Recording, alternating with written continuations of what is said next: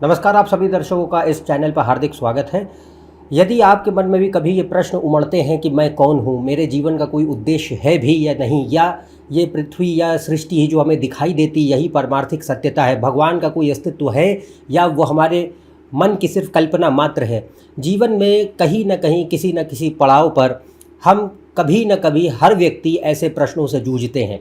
कुछ व्यक्ति उसे बहुत गहराई में सोचकर अपने जीवन में सकारात्मक आध्यात्मिक बदलाव भी ला पाते हैं और कुछ लोगों के लिए महज प्रश्न ही रह जाते हैं।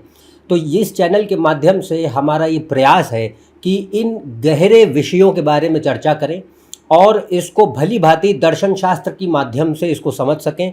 इस चैनल पे हम हर प्रकार के दर्शन शास्त्र यानी फ़िलॉसफ़ी की विस्तार से चर्चा करेंगे और इसमें आज जिस विषय की हम बात करने जा रहे हैं वो है अद्वैत वेदांत। इसमें और ये अपने आप में एक गहन दर्शन शास्त्र की विधा है, एक ब्रांच ऑफ फिलॉसफी है और इंडियन फिलॉसफी का मेन स्कूल माना जाता है इसे। पर इसके अलावा भी इस चैनल के माध्यम से हमारा ये प्रयास होगा कि इंडियन फिलॉसफी और वेस्टर्न फिलॉसफी और जो हमारे धार्मिक मान्यताएं हैं, माइथोलॉजी जिसे हम कहते हैं, उनके परिप्रेक्ष्य के माध्यम से हम इस बात को गहराई से समझ सकें कि जो हम अपने बारे में जानना चाहते हैं उसका ज्ञान हमें हासिल हो, आत्मज्ञान जिसे कहते हैं, और जिन प्रश्नों की अभी मैंने चर्चा की उसके बारे में कहीं ना कहीं हमें एक उत्तर मिल सके। तो आज इस विषय को शुरू करते हैं आदि शंकराचार्य के अद्वैत वेदांत से। इस विधा में कई सारे अभी वीडियोस बनाए जाएंगे, एक एक करके टॉपिक्स लिए जाएंगे और मेरा ये प्रयत्न है कि आपको सरलतम भाषा में ये गूढ़ विज्ञान समझाने की मैं प्रयास करूं। तो यहाँ पे पहले शुरू करते हैं कि स्कूल्स ऑफ इंडियन फिलॉसफी। तो भारतीय दर्शन में 6 मुख्य विधाएं मानी गई हैं, ब्रांचेज हैं, स्कूल्स हैं। हम यहाँ पे इंडियन फिलॉसफी से शुरू कर रहे हैं और जैसे जैसे ये चैनल आगे बढ़ेगा वैसे वैसे हम अभी वेदांत को कवर करेंगे। बाकी भारतीय दर्शन इसमें जैसे कश्मीरी शैविज़म है, तंत्र फिलॉसफी जिसे कहते हैं, उसे कवर करेंगे और फिर आगे वेस्टर्न फिलॉसफीज़ को भी लिया जाएगा। तो एक बहुत अपने आप में अभी बहुत लंबी यात्रा है। उम्मीद करते हैं कि आप जो है इससे जुड़े रहेंगे। तो इसमें हम शुरू करते हैं कि भारतीय दर्शन मुख्य 6 हिस्सों में बंटता है। तो पहला आता है न्याय। न्याय जो है, न्याय दर्शन जो है वो महर्षि गौतम ने इसको बनाया था, वो इसके मूल संस्थापक थे। तो न्याय है फर्स्ट। दूसरी है वैशेषिक, इसके जो मूल संस्थापक है वो है महर्षि कणाद। इसके बाद सांख्य, सांख्य के हैं महर्षि कपिल। फिर आता है योग। इस योग बहुत ही प्रचलित है और अधिकतम लोगों ने इसका नाम जो है सुना ही होगा कि भाई योग लोग प्रैक्टिस भी करते हैं, बट जो फिलॉसफी है उसका उद्देश्य कुछ और है और इसको रचा है महर्षि पतंजलि ने। इसके बाद आते हैं पूर्व मीमांसा। इसमें वैदिक कर्म कांडों की विवेचना की गई है और इसको रचा है महर्षि जैमिनी ने। और जो लोग भी थोड़ा बहुत ज्योतिष से अवगत हैं, जैमिनी महर्षि ने ज्योतिष की भी एक विधा है, वो खास तौर से जैमिनी ज्योतिष के नाम से ही प्रसिद्ध है, उसको भी उन्होंने लिखा है। अब बात आती है अंतिम और ये छठा और सबसे मुख्य जो एक स्कूल है करंट टाइम में, वो है वेदांत। और इसमें भी वेदांत में कई फर्दर सब कैटेगरीज हैं, पर हम मुख्यतः बात कर रहे हैं अद्वैत वेदांत की और इसको उत्तर मीमांसा भी कहते हैं। और इसका जो एक संकलन किया था वो है महर्षि व्यास। अब वो इस पे कहीं ना कहीं कुछ लोगों का जो है अपना अलग अलग मत होता है। कुछ लोग कहते हैं कि वो वेद व्यास थे, महाभारत और पुराणों की जिन्होंने रचना की थी, या कुछ लोग कहते हैं कि नहीं ये कोई दूसरे व्यास थे, कुछ लोग कहते हैं कि नहीं एक नहीं अनेक व्यास रहे हैं। तो ये अपना अपना मत है, पर वेदांत, अद्वैत वेदांत और जिसे उत्तर मीमांसा भी कहते हैं, वह महर्षि बादरायण व्यास, इन्होंने इसको संकलित किया है। तो यहाँ पे, और अद्वैत वेदांत क्या है, वेदों का अंतिम हिस्सा यानी उपनिषद। उपनिषद ही को वेदांत कहा जाता है। तो जो सूत्र उपनिषदों में दिए गए उनको ही अद्वैत वेदांत कहा गया। अब आता है कि क्योंकि हमारी चर्चा अद्वैत वेदांत पे ही होने वाली है, तो आदि शंकराचार्य ये इसके मुख्य जो है एक व्यक्ति माने जाते हैं और महागुरु माने जाते हैं, जिन्होंने अद्वैत वेदांत को पुनः विस्थापित किया भारत में। क्योंकि जब गौतम बुद्ध आ चुके थे तब जो वैदिक दर्शन था वो बहुत हद तक घट गया था भारत में। तो उसको दोबारा से उसको उठाने के लिए आदि शंकराचार्य ने अपने जीवन काल में सारे प्रयत्न करे और अनेकों भाष्य, अनेकों जो इसको हम कमेंट्रीज कहते हैं, चाहे वो ब्रह्मसूत्र हो, उपनिषद हो, भगवद गीता हो, अपने स्वयं के स्वरचित कई सारे ऐसे लेखन उन्होंने लिखे हैं जो वेदांत का हमें गहन दर्शन कराते हैं। तो Adi Shankaracharya is most important figure of Advaita Vedanta and इसी को मेन फिलॉसफी ऑफ इंडिया कहा जाता है। भारतीय दर्शन अगर कोई आपसे पूछे तो हैं ये 6 के 6, पर एक सबसे सर्वोच्च पद जिसको हासिल है, जिसको एक मेन फिलॉसफी जैसे कहा जाए, वो है आपका अद्वैत वेदांत भारत का। अब इसमें बात आती है कि शंकर के अद्वैत वेदांत, ये भगवान शंकर नहीं, आदि शंकराचार्य की बात हो रही है जो फिलोसोफर थे। तो अब आदि शंकराचार्य के अद्वैत वेदांत में हम जिसमें सबसे पहली चर्चा करने वाले हैं वो ये है कि ये वेदांत कहता क्या है, अद्वैत वेदांत क्या कहता है। सिंपल अर्थों में इसको समझेंगे, हु एम आई। सिंपल शब्दों में अद्वैत वेदांत ये कहता है कि जो भी आपको अपने इर्द गिर्द माया दिखाई देती है, माया का अर्थ है the world in which you live and your body and mind as well, आपका शरीर, आपका जो एक प्राणी रूप है और जिस सृष्टि में आप जीवित हैं, अपने चारों ओर जो आपका वातावरण है, ये सारी वस्तुएं और आपका शरीर और मन स्वयं, ये महज एक जो है फॉल्स अपीयरेंस, इसको मिथ्या कहा जाता है। ये मिथ्या है। तो मिथ्या ऐसा नहीं है कि इल्यूजन है या एक धोखा कह सकते हैं, बट एक होता है झूठ नहीं कहा गया, इसको बोला गया कि एक रिलेटिव रियलिटी है, फॉल्स अपीयरेंस है। ये प्रतीत होता है कि ये सत्य है, बट जब आप इसका विश्लेषण करते हैं, इसको गौर से देखते हैं, एनालाइज करते हैं, तब आपको दिखाई देता है कि नहीं, ये खाली प्रतीत हो रहा है, it is merely appearing to be true and real, but technically it is not. तो ये जो इसको बोला गया मिथ्या, तो माया जो है जिसमें हम जीवित हैं, ये मिथ्या मात्र है। और जो अखंड सत्य है, एब्सोल्यूट रियलिटी जिसे हम कहते हैं, वह द्वैत नहीं है, अद्वैत है, यानी डुअल नहीं है और अनंत है। तो इनफाइनाइट है, नॉन डुअल है और उसका स्वरूप क्या है?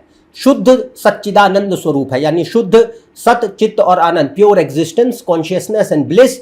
इसको आप ब्रह्म, इसको वेदांत में ब्रह्मन बोला गया है। हम इसे भगवान कहें या भगवान का कोई अन्य रूप दे दीजिए, चाहे इसे आप गॉड कहिए, अल्लाह कहिए, ब्रह्मन कहिए, शिव कहिए, विष्णु कहिए, देवी कहिए, कुछ भी कहिए, ये सिर्फ महज नाम हैं। These are mere names.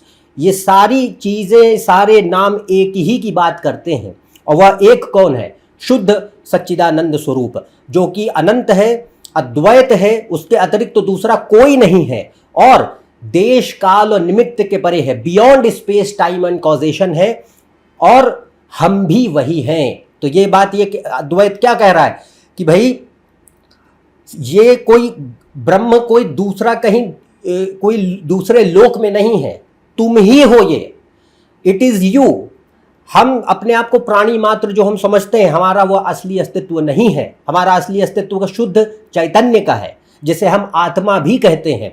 और बचपन से हमने हर जगह कहीं ना कहीं ये सुनते आए हैं कि भाई आत्मा हमारे भीतर व्याप्त होती है और जब तक हम जीवित हैं तब तक आत्मा हमारे शरीर में प्रविष्ट होती है। जब मृत्यु के उपरांत शरीर छोड़कर आत्मा चली जाती है। तो ये हमने हमेशा बचपन से हर व्यक्ति ये सुनता आया, खासतौर से जो भारतीय समाज में पला बड़ा है। पर हम ये बात कहते हैं कि इस बात को अगर गौर से देखें तो कोई भी व्यक्ति जो इस बात से सुनता है, हम कभी इसको अप्लाई नहीं करते।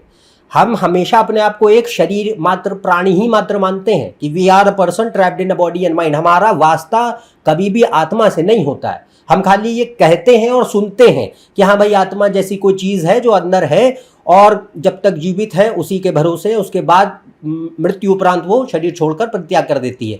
तो बात ये रहती है कि till we are alive we are never identified with the आत्मा, we only listen to it as just some kind of statement.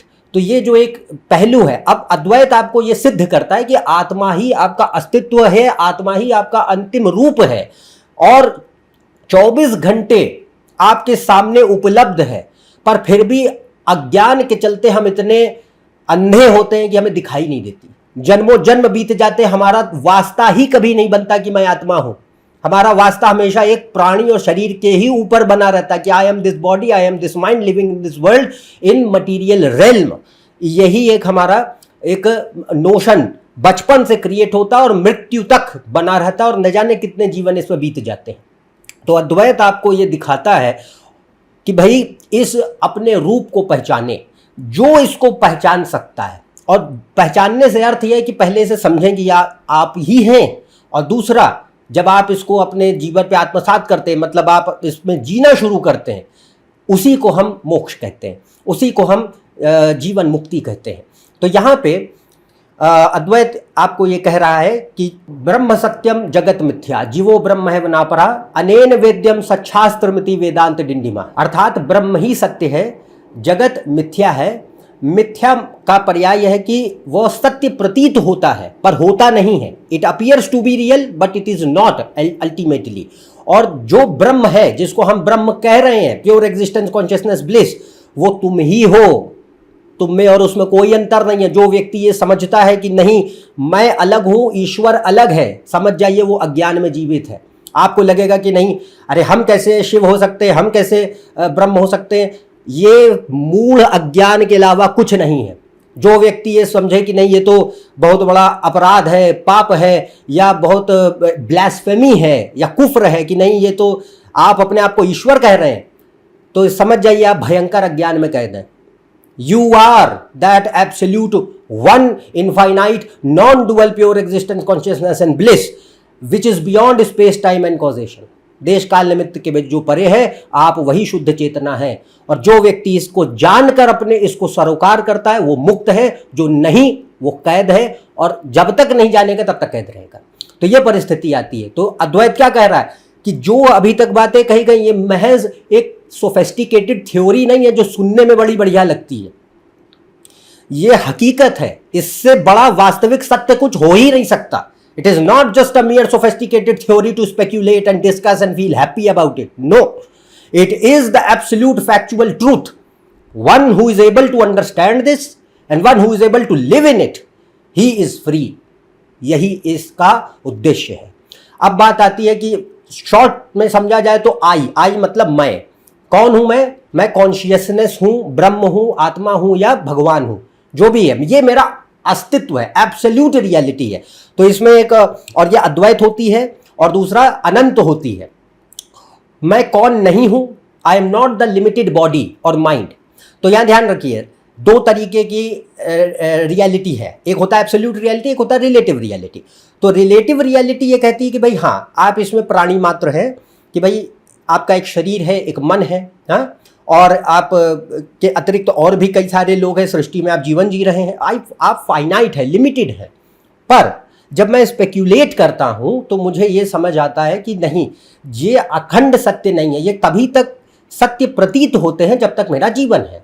तो यहां पे ये बात कही गई कि I am not the limited body mind, I am not dual, यानी ब्रह्म से सेपरेट नहीं हूं, आई एम नॉट फाइनाइट। अगली बात आती है कि इसकी शुरुआत कहां से होती है। तो अज्ञान, इग्नोरेंस या अविद्या, ये क्या खड़ी करती है, झूठा अहंकार। झूठा अहंकार कि व्यक्ति अपने आप को प्राणी मात्र आत्मा अपने आप को प्राणी मात्र समझने लग जाती है। अज्ञान के चलते एक झूठा अहंकार निर्मित होता है। अहंकार से अर्थ यह है कि ये मैं हूं, मेरा एक शरीर है, मेरा एक लिंग है यानी जेंडर है, मैं इस देश का वासी हूँ, ये मेरा नाम है, ये इस घर परिवार में मैंने जन्म लिया है, ये मेरी पढ़ाई लिखाई हुई है, ये मेरा करियर है। आप इसी से तो जाने जाते हैं। ये सारी आइडेंटिटी अगर मैं आपसे अभी छीन लूँ, आपकी क्या आइडेंटिटी बचेगी, कुछ भी नहीं। तो यहाँ पे ये बात रहती है कि जो फॉल्स आइडेंटिफिकेशंस हमको जन्म के उपरांत प्राप्त होते हैं, नाम, जाति, धर्म, संप्रदाय, देश, काल, और तुम्हारा जो एक पढ़ाई लिखाई, काम, करियर, परिवार, इन सभी से आपका एक पहचान बनती है। अगर ये सारी चीज़ें छीन ली जाएं तो आपका कोई अस्तित्व है इसके अतिरिक्त कि नहीं है। तो ये कैसे खड़ा होता है, ये अविद्या, अज्ञान के चलते। और व्यक्ति अपने आप को प्राणी मात्र समझता है और माया को अखंड सत्य, पर ये लेके कहाँ जाता है, अंततः दुख और संताप, पीड़ा, कष्ट। तो suffering is the inevitable destination if you live in ignorance. ज़्यादातर मनुष्यों का, प्राणियों का, खासतौर से मनुष्य को, कि बाकी प्राणियों के पास इतनी सोचने समझने की क्षमता नहीं होती है, मनुष्य के पास विवेक दिया गया है। तो मनुष्य अधिकतम समय जो है ये एहसास ही नहीं कर पाते कि उनका इसके अतिरिक्त भी कोई अस्तित्व है, इस कारणवश दुख में ही एंड होता है। आप दुनिया में कितने ही कामयाब हो जाइए, पर अंततः दुख से पीछा नहीं छूट सकता जब तक अज्ञान में आप जीवित हैं। तो अद्वैत वेदांत कहता है कि सारी जितनी भी समस्या, इसका जड़ सिर्फ एक है, अज्ञान, अविद्या। अब इसके सल्यूशन क्या है? तो सल्यूशन ये कहते हैं कि भाई विद्या यानी सेल्फ नॉलेज, आत्मज्ञान। तो आत्मज्ञान और विद्या, आत्मज्ञान से अर्थ है कि मैं अपने आप जो हूं उसे जानूं और उससे सरोकार करूं। ये इसे क्या कहा गया? सेल्फ रियलाइजेशन, आत्मबोध। तो आत्मज्ञान आत्मबोध देता है जो कि आनंद देता है। आनंद यहाँ पे ये भी क्लैरिफाई करना चाहूंगा, आनंद से पर्याय ये नहीं कि आप बहुत प्रसन्न हैं, खुश हैं। It is not a state of happiness, it is a state of utter bliss, perfection, calmness, peace and tranquility. ये अखंड शांति, अद्वैत का भाव माना गया है, जहां पे आप अपने आप को पूर्ण महसूस करते हैं, यू फील कंप्लीट, और कोई भी इच्छाएं बचती ही नहीं है, अखंड वैराग्य आ जाता है। तो ये जो चीज आती है, ये अंतिम जो है एक परिणाम है। तो यहां पे पॉइंट क्या है? अविद्या हमेशा दुख में ही एंड करेगी, और जो विद्या है, आत्मज्ञान है, वो हमेशा आनंद की प्राप्ति देता है। तो ये संक्षिप्त में यहां अद्वैत वेदांत कहता क्या है, इसको हमने अभी समझा। अब बात करते हैं कि जो प्योर कॉन्शियसनेस की ये बात कर रहे हैं कि ये शुद्ध चैतन्य ये है क्या, तो और हम ये कैसे हैं। तो प्योर, इसने अद्वैत वेदांत क्या कह रहा है कि सच्चिदानंद तुम ही हो, बस प्रॉब्लम ये है कि अज्ञान के चलते भूल चुके हो कि तुम ये हो। तो नॉर्मल जो हमारा आइडेंटिफिकेशन शरीर के माध्यम से है, आत्मा के स्तर पे हम रिलेट कभी नहीं करते, भले ही हम आत्मा हमारा असली अस्तित्व क्यों ना हो। तो प्योर कॉन्शियसनेस, शुद्ध चेतना, अद्वैत क्या कहता है कि ये विटनेस है, साक्षी भाव है, यही साक्षी और यही हमेशा विषय है, कभी वस्तु नहीं हो सकता। It is ever the subject, never the object. अब कॉन्शियसनेस क्या कहती है? कॉन्शियसनेस होती क्या है? कॉन्शियसनेस मतलब अवेयरनेस जिसमें सारे अनुभव संभव हो, अवगतता जिसमें सारे अनुभव संभव होते हैं। It is the awareness in which all experiences are possible. और ये लॉजिक है, आप इसको खुद जो है इसको ऑब्जर्व कीजिए। What is consciousness? Consciousness is simple awareness, being aware. भाई अगर मैं कह रहा हूं मैं कॉन्शियस हूं, इसका अर्थ क्या है? मैं अवेयर हूं कि भाई मैं जीवित हूं, मुझे दिख रहा है, चीज़ें दिखाई देती हैं, समझ आती हैं। और जो एक फर्स्ट पर्सन एक्सपीरियंस है, ये अभी भी बहुत बड़ी गुत्थी बनी हुई है कि फर्स्ट पर्सन एक्सपीरियंस होता कैसे है। फर्स्ट पर्सन एक्सपीरियंस का अर्थ होता है कि आपको चीज़ें जो है अलग अलग दिखाई नहीं देती हैं, इकट्ठे दिखाई देती है। इसका अर्थ ये है कि भाई आंखें जो है आंखें एक लेवल पे सेंस कर रही हैं, कान अलग साउंड को सेंस कर रहे हैं, स्किन टच को सेंस कर रही है। बट जब आप कोई चीज़ देखते हैं या महसूस करते हैं, या जो सीन आपके आसपास चल रहा होता है वो आपको इकट्ठे नजर आता है। ऐसा नहीं होता है कि आपको आंखों से दिख अलग रहा है, कानों से सुनाई अलग दे रहा है, स्पर्श अलग महसूस हो रहा है। नहीं, ये पूरा सीन एक साथ कंबाइन होकर के एक मीनिंगफुल वे में नजर आ रहा होता है। ये अलग अलग स्कैटर्ड वे में नजर नहीं आ रहा होता है। इसको फर्स्ट पर्सन एक्सपीरियंस कहते हैं। और अभी तक जो है ये विज्ञान के लिए भयंकर एक गुत्थी है जिसको वो सॉल्व नहीं कर पाए कि भाई ये क्रिएट कैसे होता है। तो यहां पे ये बात रहती है कि वेदांत इसका उत्तर देता है कि भाई कॉन्शियसनेस जो है वह इसके पीछे जिम्मेदार होती है कि consciousness is the awareness in which all experiences are possible. और जितनी भी चीज़ों से आप अवेयर होते हैं वो आपके लिए वस्तु होंगी, वो कॉन्शियसनेस नहीं है। कई बार ऐसा धोखा हो जाता है कि जो हम महसूस कर रहे होते हैं उसको ही हम जो है कॉन्शियसनेस या समझ लेते हैं कि ये हम ही हैं। अभी इसके बारे में चर्चा करेंगे। जैसे मन है, तो माइंड जो है technically it is very close to you, it is a part of you, but it is not you, you are not that absolutely. तो यहाँ पे ये बात रहती है कि anything which you are aware of is not consciousness, it is the object only. वो हमेशा आपके लिए वस्तु ही होगा। अब बात आती है कि हमारा जो उद्देश्य है वो क्या है? अपने बारे में जानना, मैं कौन हूं, द सेल्फ, द आत्मा, आई। तो ये हमारा एक मूल खोज है। Our quest is for the subject, the I, the self, not for the objects in the world.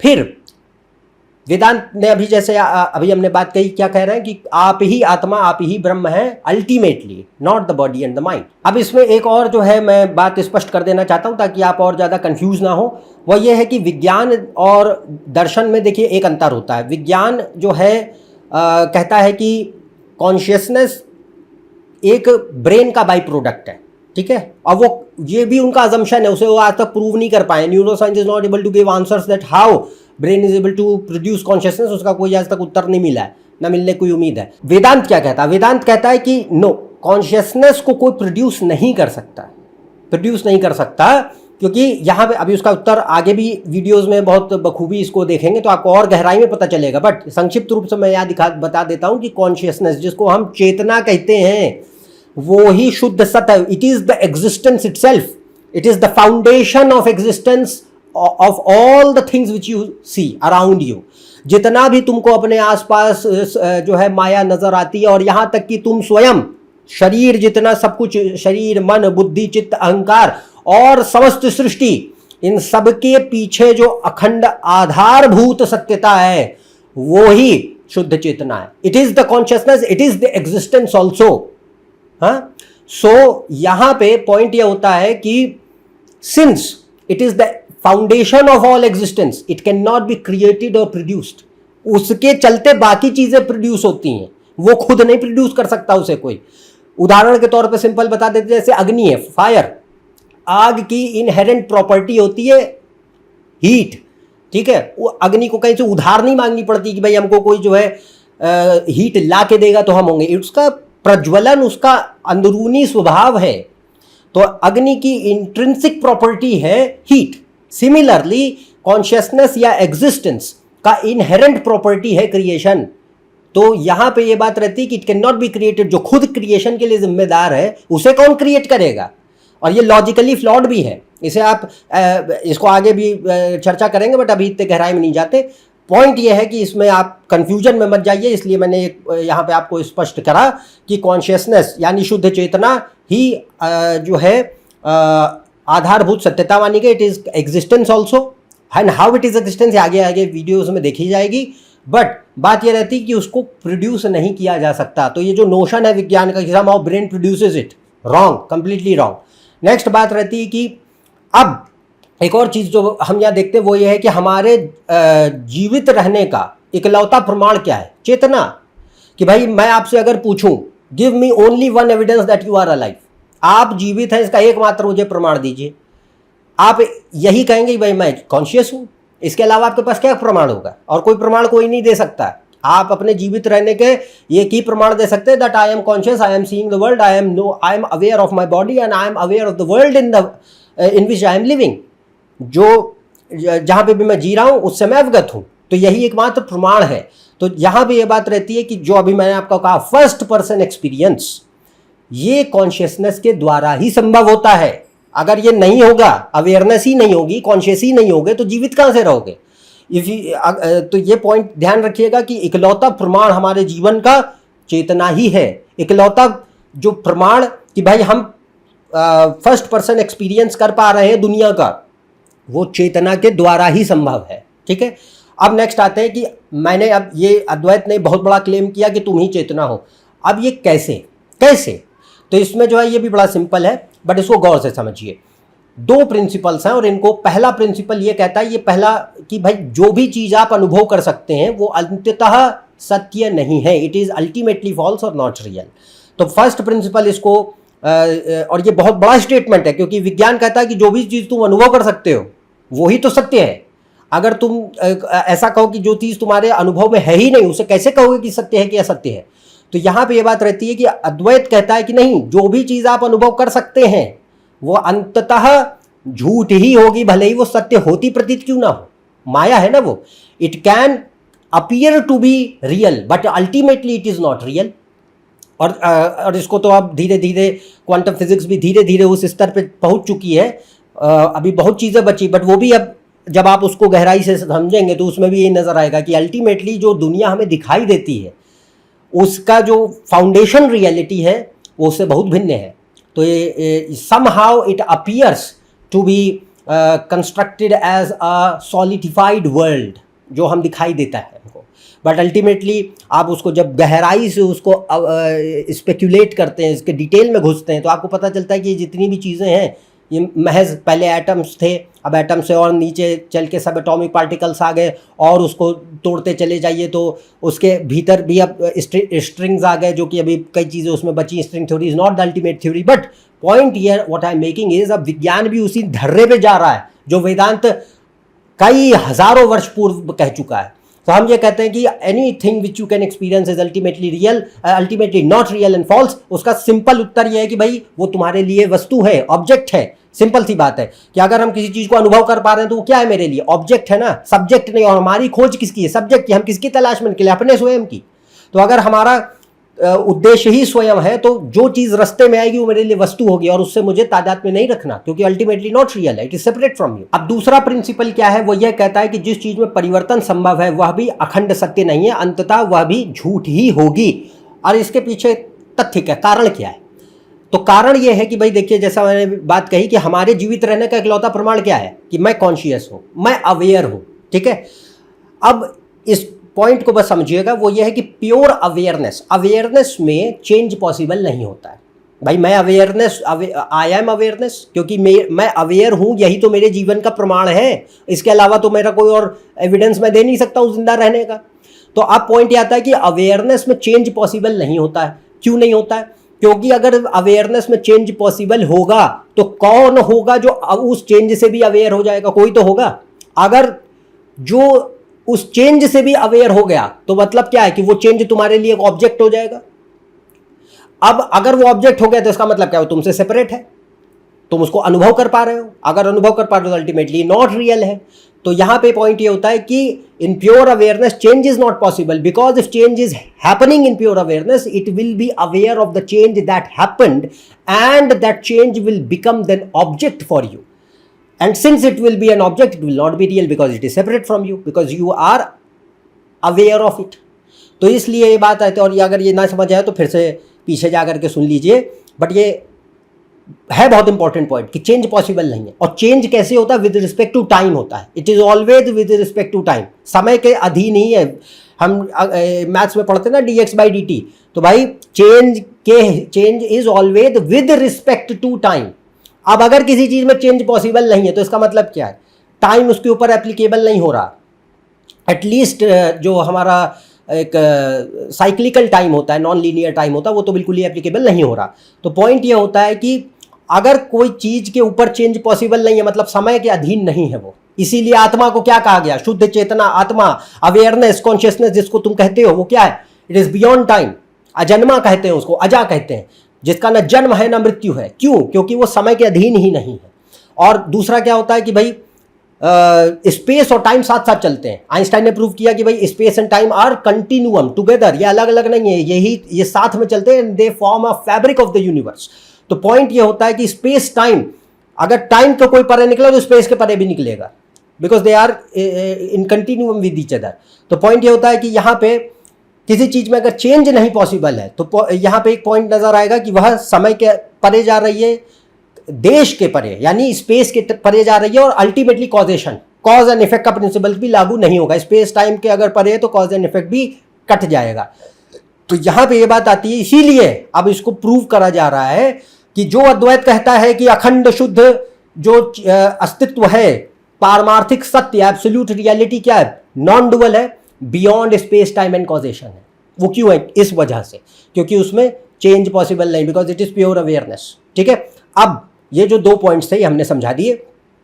अब इसको अप्लाई करते अपने ऊपर, ताकि अब हम ये समझ सके कि हम कैसे शरीर और प्राणी नहीं हैं, आत्मा ही हैं। तो अब यहाँ पे पॉइंट आता है कि apply these 2 principles upon yourself. तो हमारे शरीर के 4 हिस्से हैं, और हमारी जो दुनिया, तो दुनिया तो सिंपल है भाई, कि जो माया जिनमें जीवित हो। तो ये 2 प्रिंसिपल लगाओ। पहला कि क्या माया को अनुभव कर पा रहे हो? जवाब है हाँ। तो सारे जितने जो भी आपके सराउंडिंग में एनवायरनमेंट है, are you not aware of it? Are you not able to experience it? Yes. इसका अर्थ क्या हो गया? Ultimately not real, because it is an object to you. फिर नेक्स्ट आता है, क्या उसमें चेंज पॉसिबल नहीं? बिल्कुल चेंज पॉसिबल है। जो जिस जीवन में आप जी रहे हैं क्या वो बदलता नहीं है? सब चीजें समान रहती हैं, चीजें बदलती हैं। तो इसका अर्थ क्या है कि जो ऑब्जेक्ट्स हैं वो चेंज हो रहे हैं, तो अल्टीमेटली नॉट रियल। तो माया तो अल्टीमेटली रियल निकली नहीं। नेक्स्ट आता है, अब अपने शरीर पे आइए। शरीर में 4 हिस्से हैं। पहला होता है स्थूल शरीर, body, gross body, physical body, और फिर होता है मन, फिर होता है बुद्धि, और फिर होता है अहंकार। तो शरीर के ऊपर लगाए तो शरीर का मतलब फिजिकल बॉडी। क्या आप अपने फिजिकल बॉडी से अवेयर है कि नहीं? क्या इसे आप अनुभव, एक्सपीरियंस करते हैं कि नहीं? जवाब है हाँ। कैसे भाई? सेंसरी ऑर्गन्स हैं, मोटर ऑर्गन्स हैं। Are you not aware of your hand? मैं अपना हाथ ऐसे ऐसे कर रहा हूं, तो क्या ये एक्सपीरियंस में मुझे नहीं हो रहा है कि हाँ ये मेरा हाथ ऐसे मुट्ठी बंद हो रही है? बिल्कुल हो रहा है। तो इसका अर्थ क्या है कि ये मेरे लिए ऑब्जेक्ट है, क्योंकि मैं इसे अवेयर भी हूँ, एक्सपीरियंस भी कर पा रहा हूँ। जितने भी शरीर पे सेंसरी ऑर्गन्स हैं, मोटर ऑर्गन्स हैं, इनके माध्यम से हम शरीर से अनुभूति हासिल करते हैं। We experience the body and we are aware of the body. तो पहला पॉइंट क्या हुआ? Ultimately not real because it is an object to you. Next point आता है, क्या ये चेंज होती है? बिल्कुल चेंज होती है, क्योंकि भाई शरीर जो है बदलता है ना। पहले हम बच्चे थे, फिर युवावस्था आ जाती है, फिर आप जो है प्रौढ़ावस्था आ जाती है, फिर उसके बाद जो है आप वृद्धावस्था आ जाती है, फिर मृत्यु को प्रदान हो जाते हैं। तो और शरीर में स्वस्थ भी होता है व्यक्ति, कभी जरा रोग व्याधि भी घेरते हैं उसको, सब चीज़ें होती, तो बदलता है। तो इट इज़ अंडर चेंज। तो चेंज भी हो रहा हो और अवेयर भी हो, तो मतलब बॉडी नहीं हो अल्टीमेटली, भले ही समझो कि तुम हो बट हो नहीं। नेक्स्ट आता है because it is an object.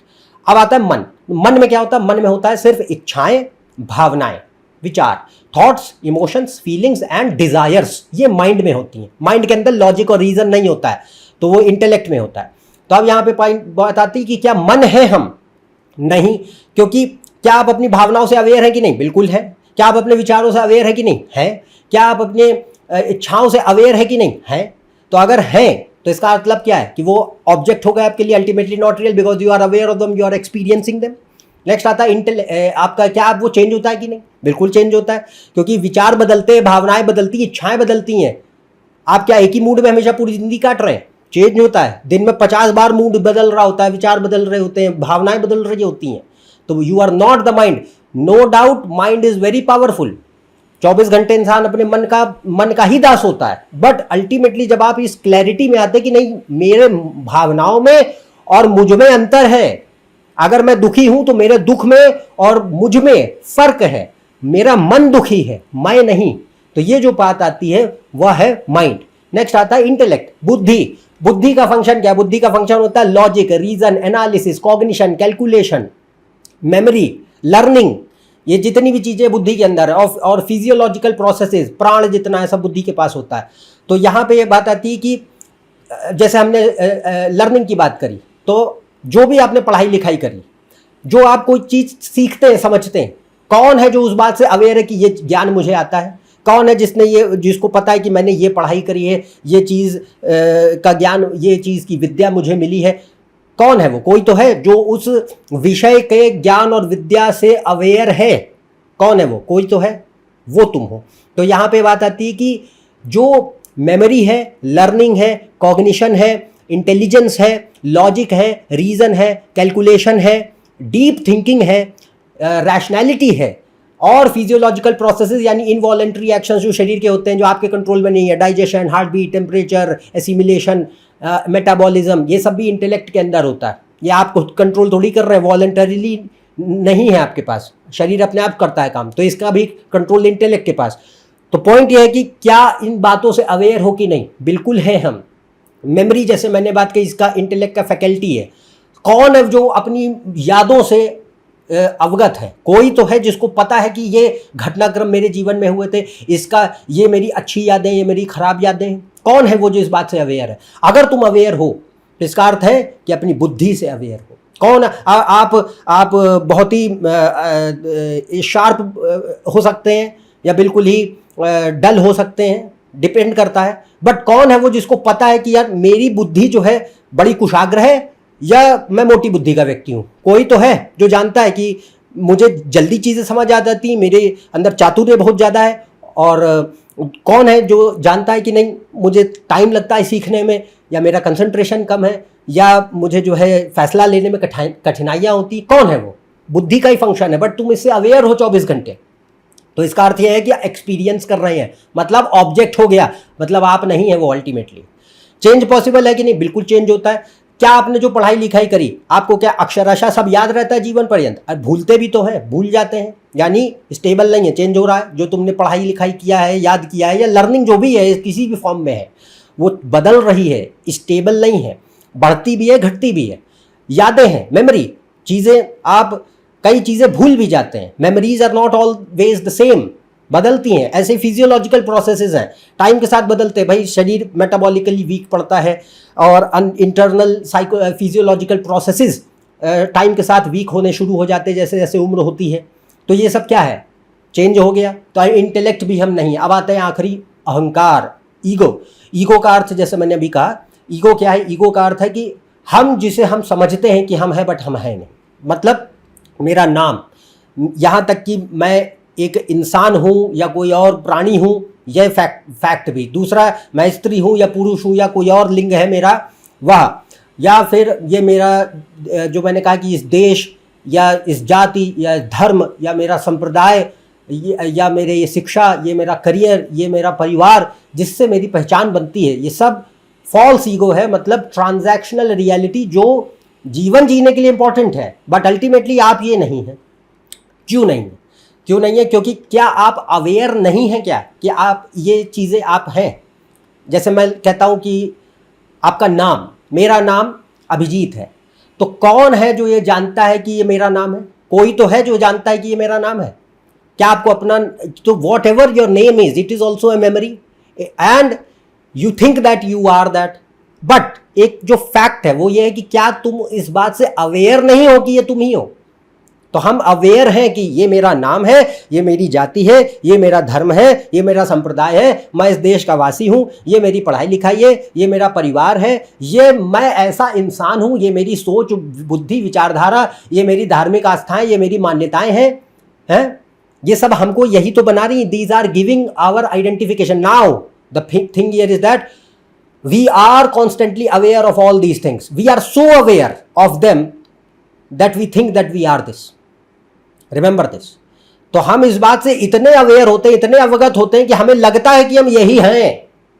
Problem यहां है, ये इसी को ही अज्ञान कहा गया है। तो ego is not you because you are 24/7 aware of it and you are so aware that you think that you are this. तो अगर तुम इससे अवेयर हो तो इसका अर्थ क्या है? एक्सपीरियंस कर रहे हैं ना constantly. It is an object, ultimately आपके लिए ऑब्जेक्ट है, सब्जेक्ट नहीं है। और हमारी तलाश किसकी थी? सब्जेक्ट की थी। तो I am not the ego also. क्या ये चेंज होता है कि नहीं? बिल्कुल चेंज होता है। पहला तो जिन लोगों की आस्था है कि भाई यहाँ पुनर्जन्म होता है, टेक्निकली होता है, उसको आगे देखेंगे कभी कैसे होता है। बट जिन लोग मानते हैं कि हाँ री इनकारनेशन इज पॉसिबल, पहली बात तो ये कि पिछले जन्म में आप कुछ और थे, उस जीवन में आपका क्या अस्तित्व था वो आज आपको याद नहीं है। आज जो जीवन है ये आगे इस जीवन के खत्म हो जाने के बाद अगली बार याद नहीं रहेगा। तो जो आइडेंटिटी पहले मिली थी वो आज भूल चुके हो, आज जो आइडेंटिटी है ये अगले में भूल जाओगे। बट अगर मैं कहता हूं आप पुनर्जन्म में नहीं भी यकीन रखते हैं, मृत्यु तो निश्चित है आपकी, इट इज सर्टन, इनएविटेबल। मृत्यु तो निश्चित है, death is certain for every person. तो अगर जैसा मैंने कहा चेंज क्या, डेथ भी तो चेंज है, अल्टीमेटली एंड हो रहे हो ना विद रिस्पेक्ट टू टाइम। तो पॉइंट यह है कि कोई चीज में चेंज का अर्थ है चेंज देखिए क्या होता है। Change technically is short term death of something, ठीक है। तो हम यहां ये बात कहते हैं कि यहां पे बात यह आ रही है कि अल्टीमेटली डेथ तो इनएविटेबल है। तो जितनी भी आइडेंटिटी, जो कुछ भी आपने इस जीवन में अपने आप को समझा था, वो एक दिन तो खत्म होकर ही रहेगा। आप कितना ही उसे कोशिश कर ले रोकने की, नहीं रोक सकते। तो अगर वह उसका विनाश संभव है, तो हमने क्या बात करी थी कि awareness is beyond time, change possible नहीं है उसमें।